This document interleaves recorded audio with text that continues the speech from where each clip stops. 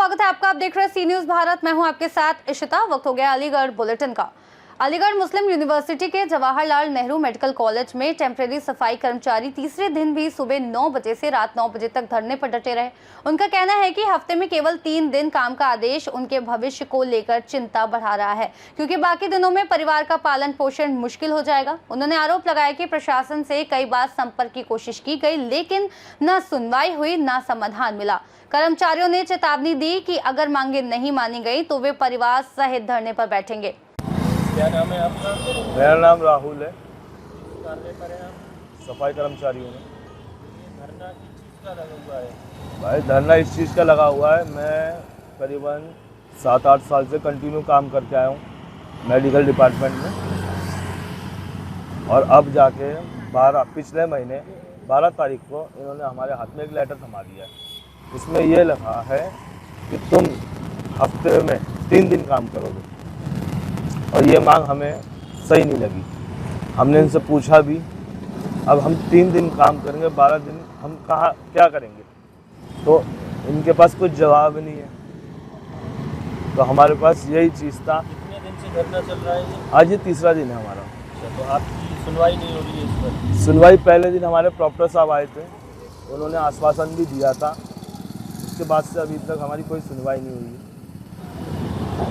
यदि सुनवाई नहीं होती है तो आगे कब तक धरना लगाएंगे आप? देखो सर, हमने कल भी एक मैसेज दिया था।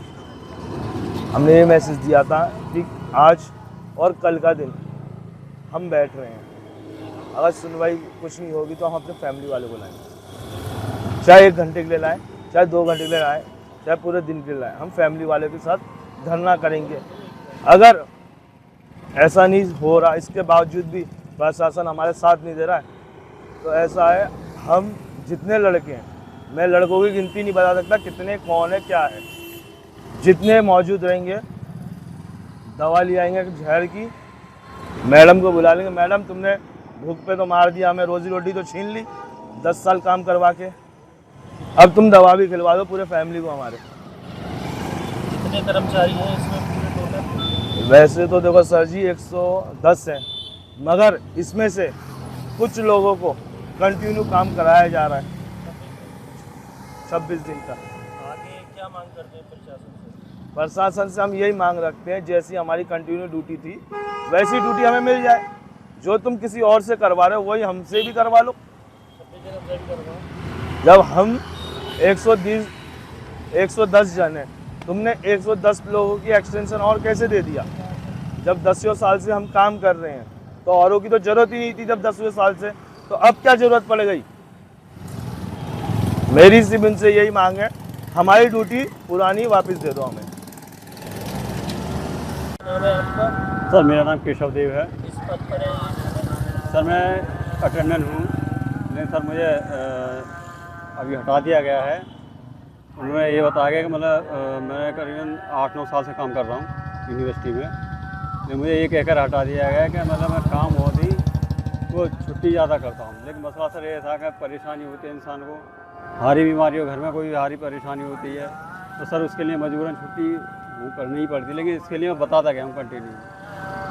और सर इसमें जो है इन्होंने सर मुझे से ये कहकर निकाल दिया गया कि भाई तुम छुट्टी ज़्यादा करते हो, दूसरी बात कि तुम काम में बहुत ही यूज़र हो सर, मतलब बहुत ढीलेपन से काम करते हो, बहुत धीमे धीमे काम करते हो इस तरीके से। सर ये किस तरह सर, ना तो पहले मुझे बताया गया था इस चीज़ के लिए जब मैं काम कर रहा था कि भाई तुम इस तरीके से काम करते हो। अब मुझसे तो उसका लिए इतना ही है, मैं जब काम कर रहा था तो मुझसे किसी स्टाफ की कोई वो नहीं थी, किसी स्टाफ ने किसी तरीके से कोई कंप्लेंट नहीं करी थी कि मतलब तुम इस तरीके से काम करते हो। इस तरीके से काम से सभी लोग सही थे और उन्हें भी लग रहा था कि हाँ भाई काम सही कर रहा है बंदा, लेकिन कभी कंप्लेंट नहीं करी। लेकिन सर निकालने के बाद सारी कंप्लेंटें आ रही हैं, तो सर इसी को देखते हुए निकाल दिया गया है। प्रशासन से क्या मांग करते हैं आप? सर प्रशासन से सर यही मांग कर रहे हैं, जो हमारा धरना प्रदर्शन चल रहा है 2-3 दिन से, तो ये कह रहे हैं सर सैलरी वैली के चक्कर में हमारा चल रहा है, और दूसरी बात हमारे जो हमें 3 दिन जो काम कराया जा रहा है वो सर हमें पूरा 26 दिन का काम कराया जाए। तो हम लोग भी हमारे घर के लोगों से भी मतलब कागज़ वागज जो मांगे थे हमारे यार दोस्तों के, हमारे भाई बहनों के, जो भी है अभी तक प्रशासन की तरफ से आपको कुछ आश्वासन दिया गया, कोई मिलने आया आपसे यहाँ पर धरने पर? सर अभी तो कोई नहीं आया मिलने के लिए, इसी चक्कर इसी बेस पे सर हम बैठे हुए हैं। कोई मिलने आया, किसी से बात कर रहे हैं, किसी से कोई मसला हल हो इस चीज़ का। अभी तक सर कोई नहीं आया आने के लिए।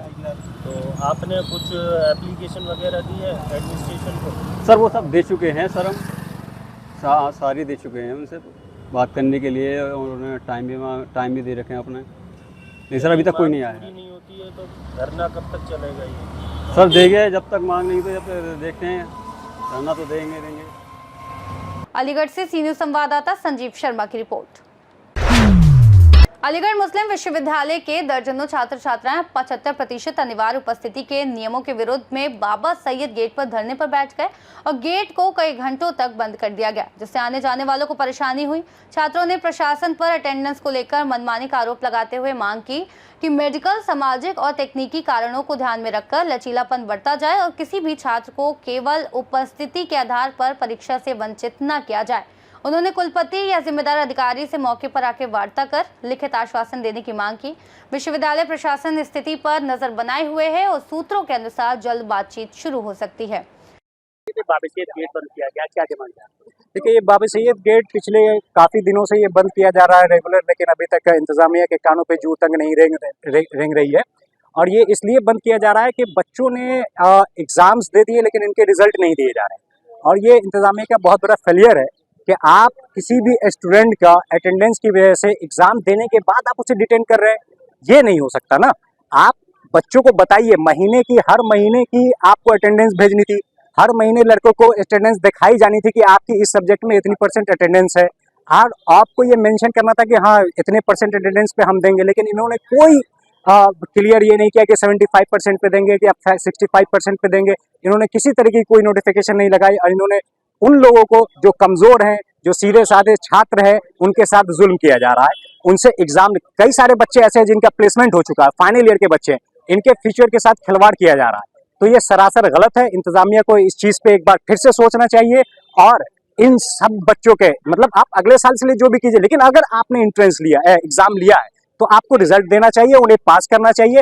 या आप इस चीज को माने कि हाँ हमारी फेलियर रही है कि हम अटेंडेंस जो है पहले डिटेन नहीं किए लड़कों को, तो ये बहुत बड़ा फेलियर है, और ये इस तरीके की चीजें आगे भी चलती रहेगी। और सबसे बड़ा जो यूनिवर्सिटी का इस जो फेस चल रहा है वो ये चल रहा है कि आप बताइए, कोई बच्चा अगर प्रोटेस्ट कर रहा है तो उस बच्चे को मतलब विथआउट एनी शो कॉज, आप अपने डिमांड के लिए लड़का तो आपके पास आएगा ही, एक नहीं आएंगे, 30,000 बच्चे हैं, 30,000 बच्चे पहुंचेंगे, तो आप उसको बिना शो कॉज के सस्पेंड तो नहीं कर सकते। आप शो कॉज दीजिए, वो जवाब देगा, आपको लगता है कि नहीं उन्होंने गलत किया है, तो आप उसके बाद आगे प्रोसीजर कीजिए, डीसी कीजिए, जो एक तरीका बना हुआ है आप उस फॉर्मेट में काम करना चाहिए। तो इस तरीके की चीजें नहीं हो रही है। प्रोटेस्ट करने को लेकर बच्चे को सस्पेंड भी किया गया है। जी हाँ, अभी कुछ दिन पहले प्रोटेस्ट को लेकर के कुछ बच्चे प्रोटेस्ट किए, तो उसमें से एक बच्चे का सस्पेंशन भी हो गया, और उस बच्चे का कहना है कि मतलब जो है उनको किसी तरह की कोई नोटिफिकेशन, कोई शो कॉज नोटिस किसी तरह की, ये तो मतलब गलत है। अगर कोई स्टूडेंट है, पढ़ा लिखा स्टूडेंट है, तो आप उसको तो आप एक बार कोई जवाब मांगेंगे ना कि मतलब आपने ऐसा किया है नहीं किया है, कोई भी चीज़ आप डीसी कीजिए, जो प्रोसेस है आप उसको फॉलो कीजिए।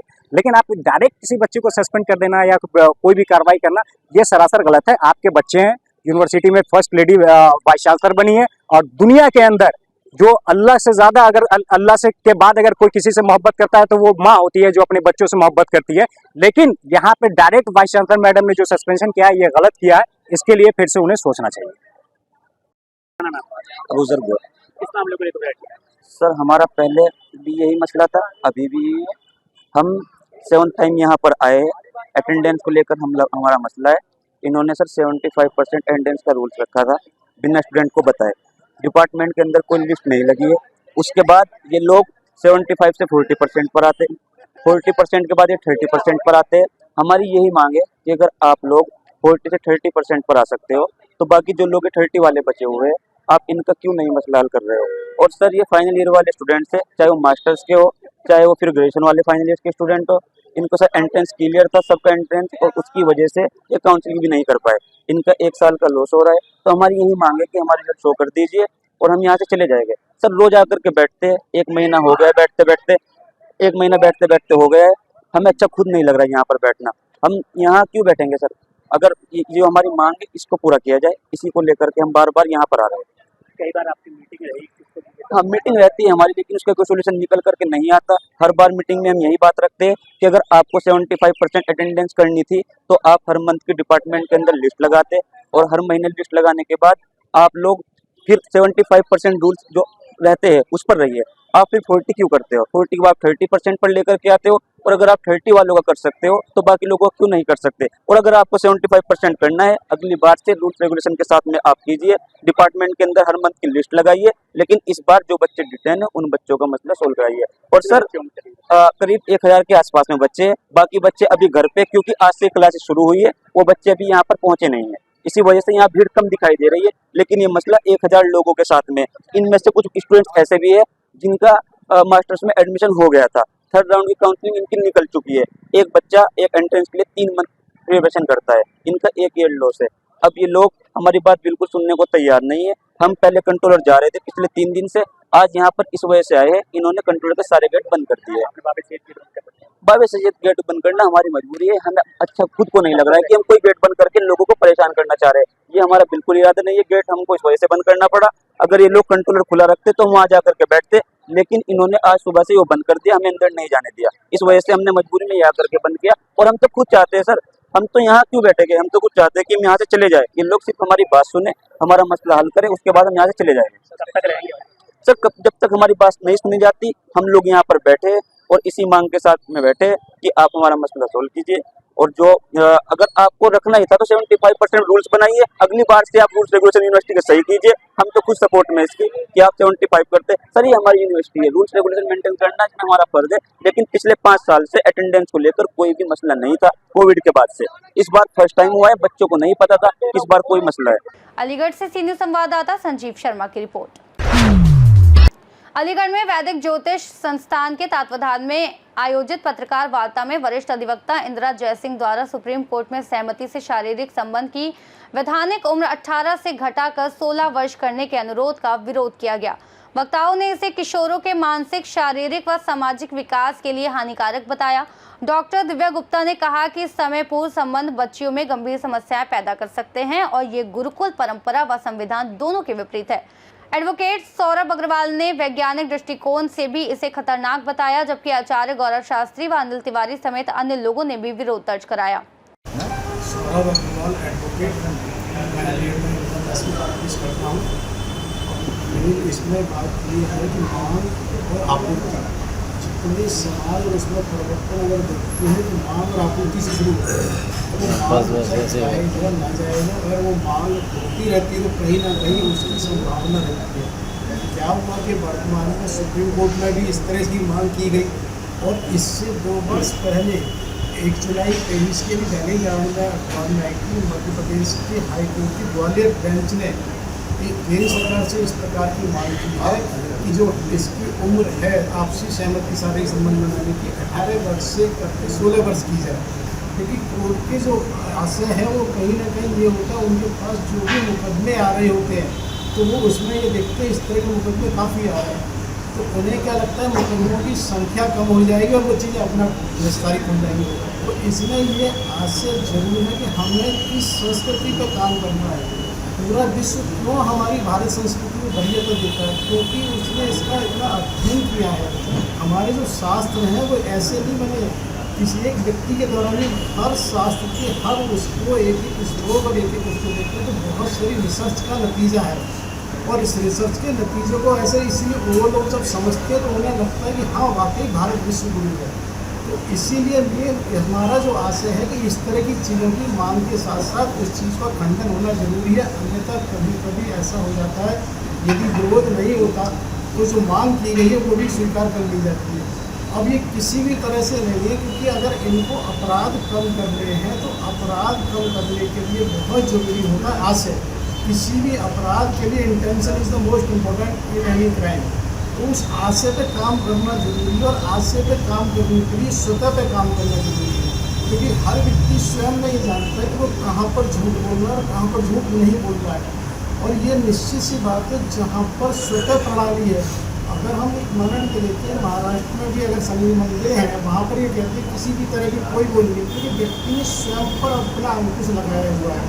वो कह रहा है कि हम कितने भी नियम कानून कार्यालय पुलिस चौकी बना लें, ये व्यक्ति की सोच को नहीं बदल सकते, और हमें आवश्यकता है उस सोच पर काम करने की, जिसको हम इंटेंशन भी कहते हैं।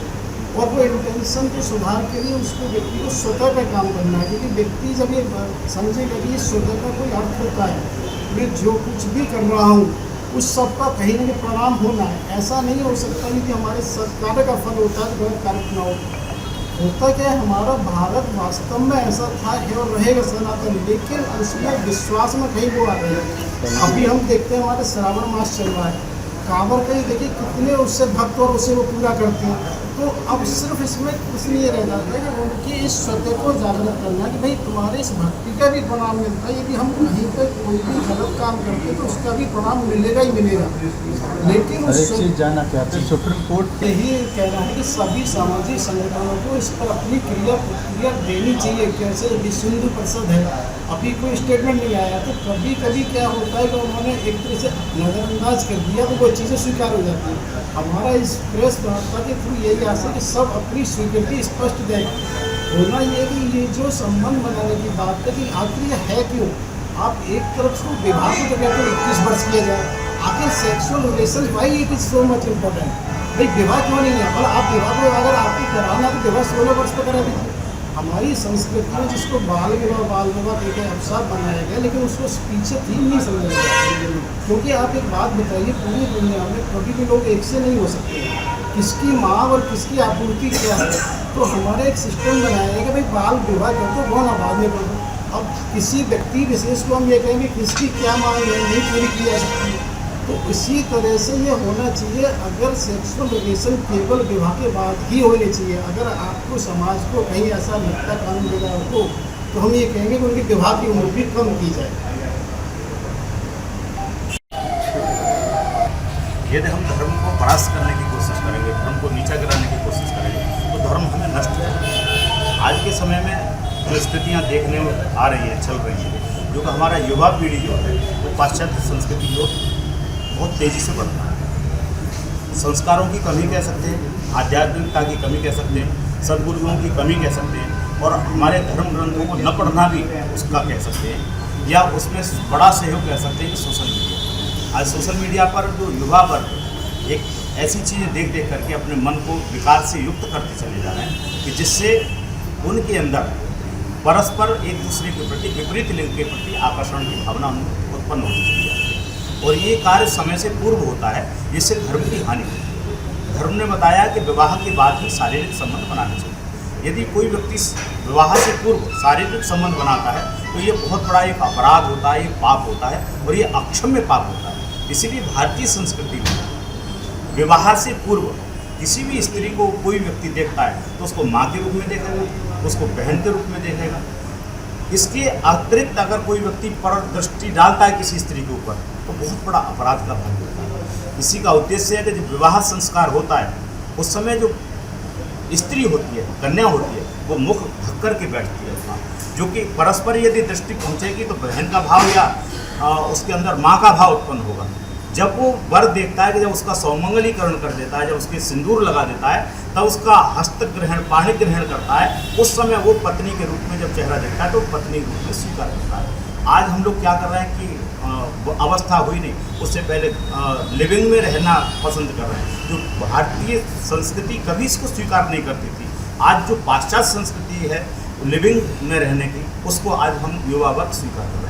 उसमें भी शासन, प्रशासन, न्यायालय भी उसका साथ दे रहे हैं, और जो अपने आप को कथित समाज से भी कह रहे हैं वो लोग भी उसमें सहयोग कर रहे हैं। जैसे कि अभी एक संज्ञान में आया, हमारे एडवोकेट सौरभ अग्रवाल जी के द्वारा एक संज्ञान में आई बात कि अब तक 18 वर्ष की अवस्था को वयस्क अवस्था माना गया है, किंतु किसी ने सुप्रीम कोर्ट में याचिका डाली है कि उस 18 वर्ष की अवस्था को कम करके 16 वर्ष कर दी जाए। अब यदि 16 वर्ष कर देंगे उसको, तो कितने अपराधी जो अपराध करते हैं वो उन्मुक्त होकर के घूमेंगे, उनके ऊपर कोई अंकुश नहीं होगा। कम से कम 2 वर्ष अगर कम कर दी जाएंगी तो वो बच्चे भी वयस्क नहीं हो पाएंगे। उनको समय से पहले शारीरिक संबंध बनाने की अनुमति यदि दे दी जाएगी तो वो शास्त्रों के अनुसार अनुकरण नहीं कर पाएंगे, आचरण नहीं कर पाएंगे। वो उस परंपरा को, पाश्चात्य सभ्यता को आकलन करते हुए, अपने मन में धारण करते हुए उसमें प्रवृत्त हो जाएंगे। गुरुजी आप क्या चाहते हैं, 16 साल में होना चाहिए विवाह या 18 साल में? देखिए, विवाह के बाद ही सेक्सुअल संबंध होने चाहिए। हम तो चाह रहे हैं कि कम से कम 21 वर्ष होनी चाहिए विवाह की आयु। पहले भी हमारे यहाँ शास्त्रों में ये बाल विवाह होता था। बाल विवाह अभिशाप है, नहीं होना चाहिए, किंतु परंपरा बहुत अच्छी थी कि बाल विवाह करते थे, किंतु उनका गौना या विदा जो कहते थे वो जो वयस्क हो जाते थे व्यक्ति, उसके बाद ही होता था। तो शास्त्रों की परंपरा है कि 25 वर्ष के बाद विवाह होना चाहिए, 25 वर्ष तक ब्रह्मचर्य का पालन होना चाहिए, उसके बाद ही विवाह होना चाहिए। आज हम 18 वर्ष से कम कर देंगे तो बच्चों के साथ खिलवाड़ होगा। ठीक, महाराज के द्वारा यदि कथन कोई कहा गया है या स्वामी प्रेमानंद जी महाराज के द्वारा भी कोई कथन कहा गया है, तो संत हैं और संत असत्य नहीं बोलते, किंतु भाषा संयमित नहीं थी उनकी। भाषा संयमित होना चाहिए, क्योंकि आज हर व्यक्ति जान रहा है। और केवल लड़कियों की बात नहीं कही जाए कि लड़कियां मुँह मारती हैं। भाई चाहे लड़के हों या लड़के हों, जो युवा वर्ग के व्यक्ति हैं, बस वही हम बात कह रहे हैं कि युवा वर्ग के जो लोग हैं उनको संस्कारित होने की आवश्यकता है। होटलों में जा करके जब धूम्रपान करते हैं, मदिरापान करते हैं, तो उस समय वो अपने शरीर के, अपने विकारों के विवेक को ही भूल जाते हैं, मन मस्तिष्क को भूल जाते हैं, तो वो अनाचरण कर ही जाते हैं। तो इसलिए उस अनाचरण से बचने की आवश्यकता है, संस्कार युक्त जीवन जीने की आवश्यकता है।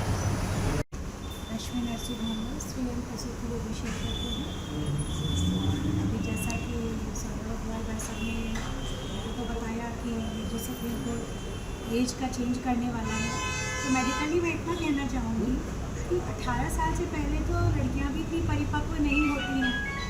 तो ऐसे में ये कानून रखना कि वक्त से पहले यौन संबंध बनाना, ये मुझे नहीं लगता कि सही है, क्योंकि आजकल वैसे भी लड़के लड़कियों में इन्फेक्शंस के रेट बढ़ते जा रहे हैं।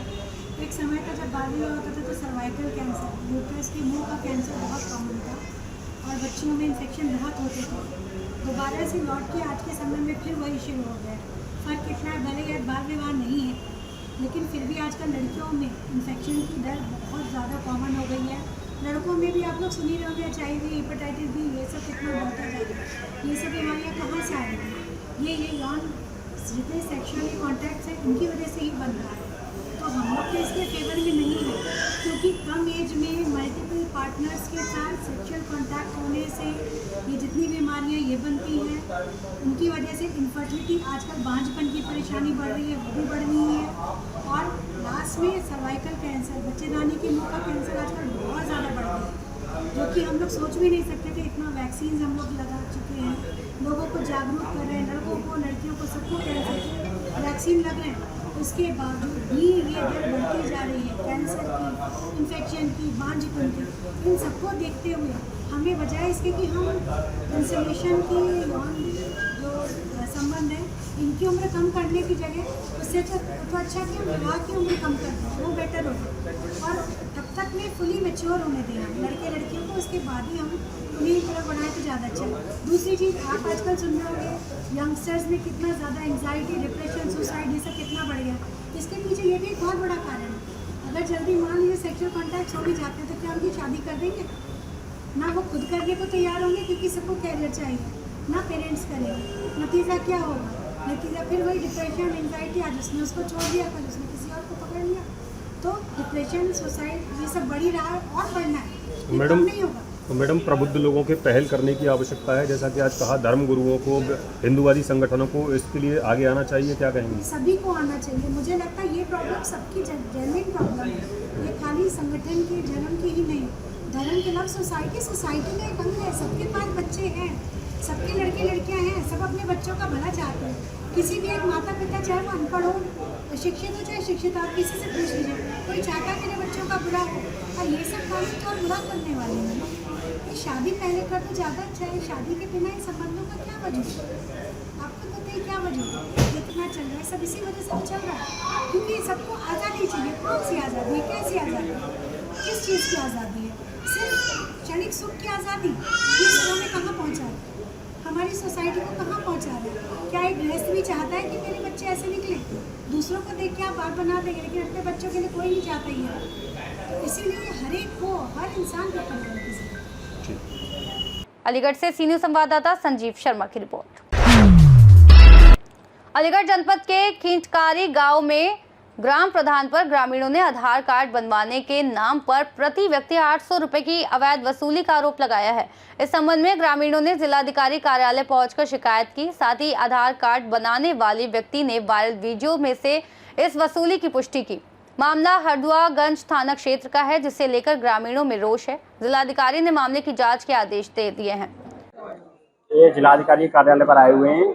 जिलाधिकारी सबको ज्ञापन देने के लिए एक मामला था गांव अधिकारी में एक बाहरी व्यक्ति को बुलाकर प्रधान द्वारा गांव में अवैध तरीके से ग्रामीणों से, जो गरीब ग्रामीण हैं, उनसे 800 रुपये प्रति आधार कार्ड के हिसाब से उनसे ग्राम प्रधान उनसे पैसे की वसूली कर रहे थे।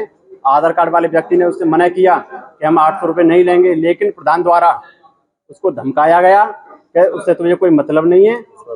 उसका वीडियो हमारे पास मौजूद है। जो आधार कार्ड वाले व्यक्ति उसने अपने बयान दिए हैं, बयान में साफ कहा है कि मैंने पैसे लेने से इनकार किया था, ग्राम प्रधान ने मुझे धमकाया था और पैसे लेने के लिए मुझे बाध्य किया था, फिर भी मैंने मना कर दिया। उसने मेरे पैसे भी नहीं दिए और जो मेरा जो 100 रुपये थे चार्ज, उसका चार्ज था मेरा जो करेक्शन का, उसने वो भी नहीं दिया और वहाँ से मुझे भगा दिया गया।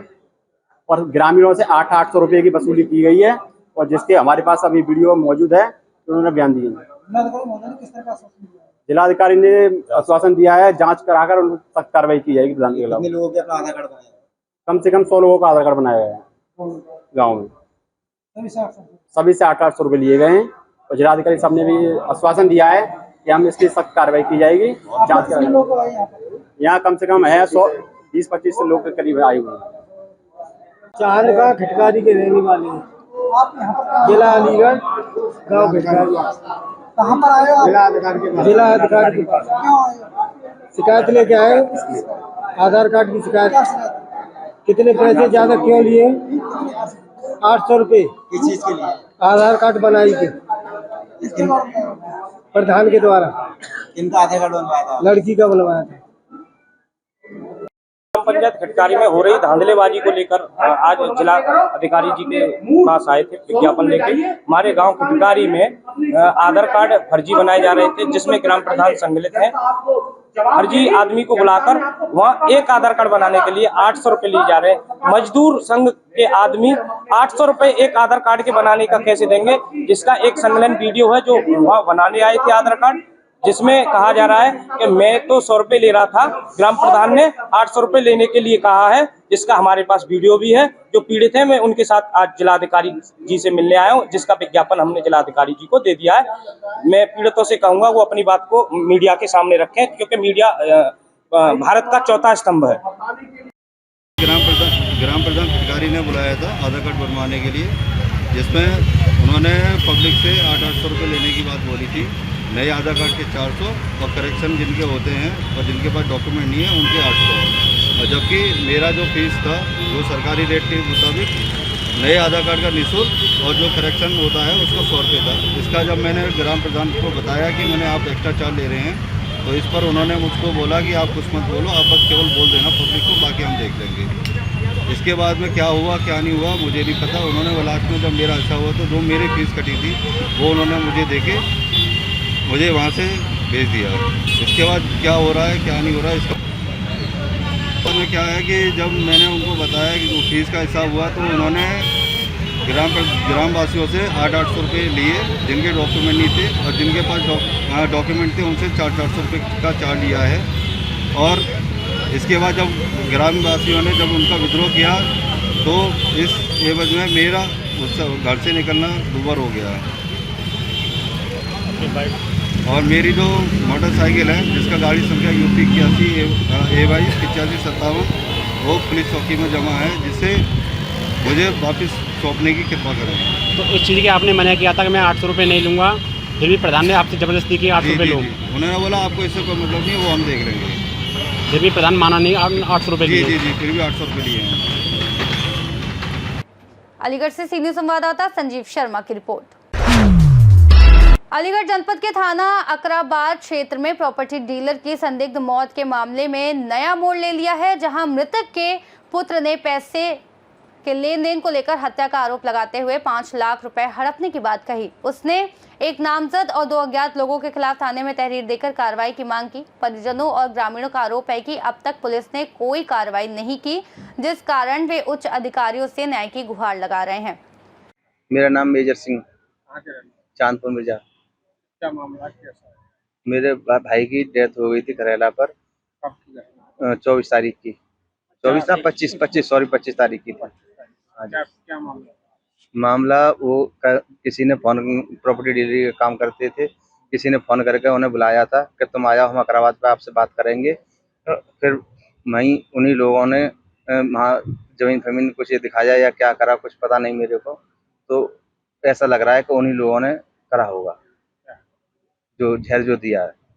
हाँ, मेरे भाई को जहर दिया है। इस संबंध में आपने पुलिस को अवगत कराया? हाँ, कराया है, हमने सूचना दी है पुलिस को, 100 नंबर पर फोन किया था। पुलिस क्या कार्रवाई कर रही है? पुलिस आज हम तहरीर देने आए हैं। अब अधिकारी साहब से अभी बात ना हो पाई, बात करेंगे उनसे। मृतक भाई जो है आपके क्या करते थे और कोई पुरानी रंजिश वगैरह थी क्या? भाई से कोई रंजिश नहीं थी, वो प्रॉपर्टी डीलर की गिरी का काम करते थे।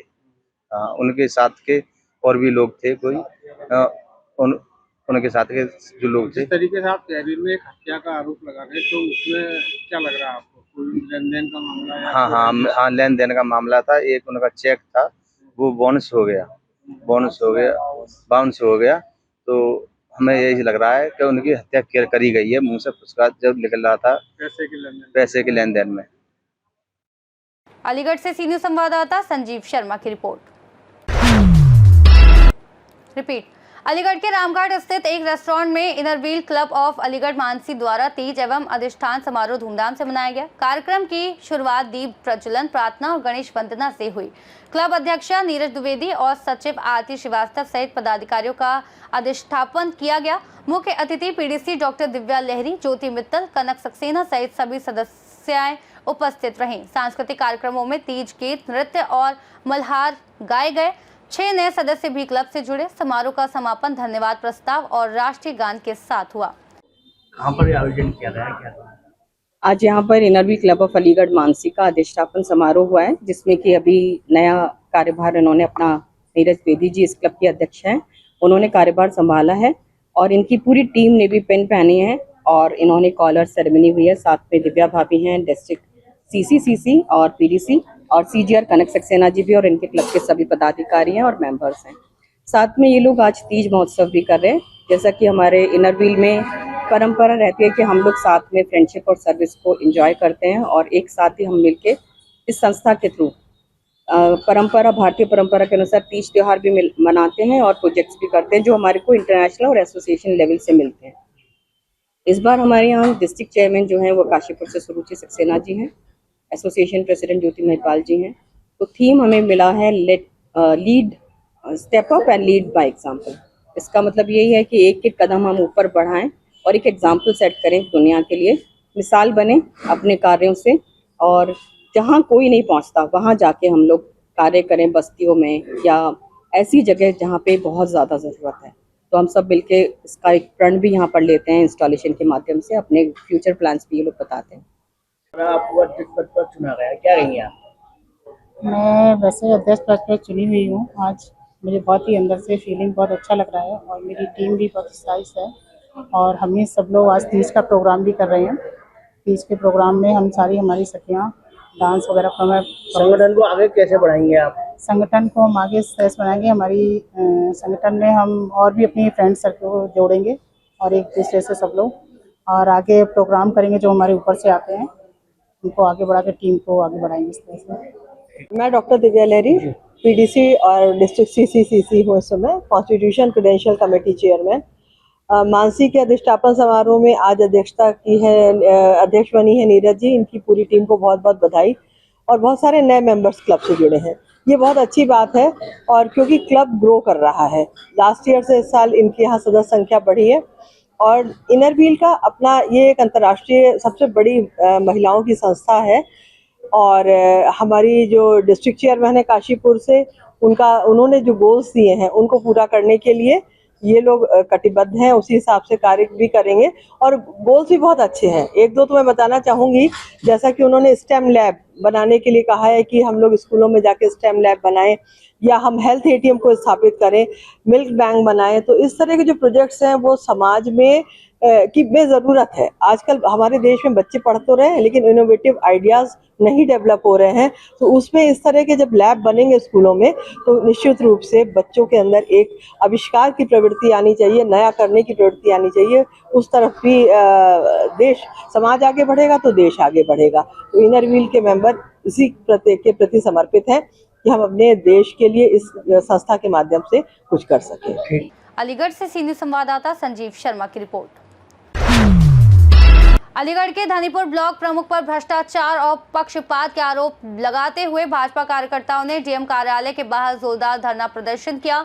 आरोपों में टेंडर प्रक्रिया में गड़बड़ी, करीब 53 लाख रुपए के 6 टेंडर एक ही गांव को देना और अन्य गांव की अनदेखी शामिल है। साथ ही निर्माण होने के बावजूद खेल स्टेडियम शुरू न होने और युवाओं को लाभ न मिलने पर भी नाराजगी जताई गई। प्रदर्शनकारियों ने ब्लॉक प्रमुख को बसपा मानसिकता से काम करने का आरोप लगाते हुए उन्हें हटाने और निष्पक्ष जांच की मांग की। मामला थाना सिविल लाइन क्षेत्र का है, जहां प्रदर्शन शांतिपूर्ण संपन्न हुआ। प्रदर्शन किया गया क्या? देखिए, मोदी जी और योगी जी के सपनों को कोई पानी फेरना चाहती है तो वो भाजपा की ब्लॉक प्रमुख पूजा दिवाकर। एक तरफ मोदी जी योगी जी युवाओं के लिए खेलो इंडिया स्कीम चलाते हैं, दूसरी तरफ ब्लॉक प्रमुख भारत सरकार के बने हुए स्टेडियम को शुरू नहीं होने देना चाहते। कल 1 करोड़ 10 लाख रुपए के 12 काम निकाले क्षेत्र पंचायत निधि द्वारा, और जहां एक ही बसपा की मानसिकता से जुड़े हुए व्यक्ति के यहाँ 53 लाख के 6 काम दिए, जबकि ब्लॉक धनीपुर में 2 स्टेडियम है, दोनों स्टेडियम में मात्र 10-10 लाख रुपए न देकर वो मोदी जी और योगी जी से ऊपर बनना चाहते हैं। मैं भारतीय जनता पार्टी से मांग करता हूं कि ऐसे ब्लॉक प्रमुख को तत्काल भारतीय जनता पार्टी से निकाला जाए और माननीय जिलाधिकारी महोदय सीडीओ सर से अनुरोध है मेरा कि तत्काल इन स्टेडियमों को शुरू की जाए। अन्यथा की स्थिति में, जैसा कि ज्ञापन के माध्यम से जिला प्रशासन को अवगत कराया है, 11 अगस्त से मैं हमारे वर्तमान जिला पंचायत सदस्य और तमाम प्रधान, सभी छात्र नेता, हम सब लोग भूख हड़ताल करने को बाध्य हैं। पहले ही विवादों के घेरे में रही है। निश्चित रूप से भ्रष्टाचार में जो व्यक्ति लीन हो, कोई भी व्यक्ति उनके ऑफिस में जाता है तो SC/ST का मुकदमा लगा देती है।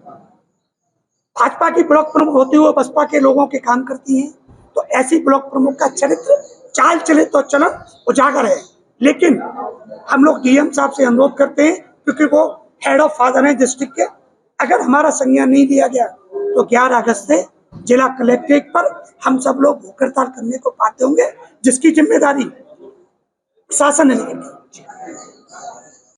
मैं रवि खटीक, जिला पंचायत सदस्य Bharatiya Janata party block Dhanipur, ward number 39 से हूँ। आज हम सभी साथियों के साथ में आए हुए थे जिला कलेक्ट्रेट। आज ज्ञापन दिया था ब्लॉक धनीपुर में। कल टेंडर जारी हुए हैं जिसमें एक ही पंचायत में 6 काम 53 लाख के दिए गए थे, जो कि भाजपा विरोधी है। हम सब लोग 2 स्टेडियम हैं हमारे ब्लॉक धनीपुर में, गजनीपुर और अहलेदरपुर, जिसमें युवाओं के लिए अभी कोई भी धनराशि ब्लॉक प्रमुख द्वारा अपने टेंडर्स के माध्यम से नहीं लगाई गई। युवाओं का बहुत ही बड़ा आक्रोश हमें झेलना पड़ता है। हम उस क्षेत्र के जनप्रतिनिधि हैं, वो हमसे बहुत उम्मीद लेके बैठे हैं कि स्टेडियमों को चालू करा जाए ताकि युवा आगे खेल के मैदान में आ सकें। अब यदि खेल के स्टेडियम नहीं चालू होंगे तो युवा भटकते रहते हैं, उनके लिए कोई स्थान दूसरा है नहीं है क्षेत्र में।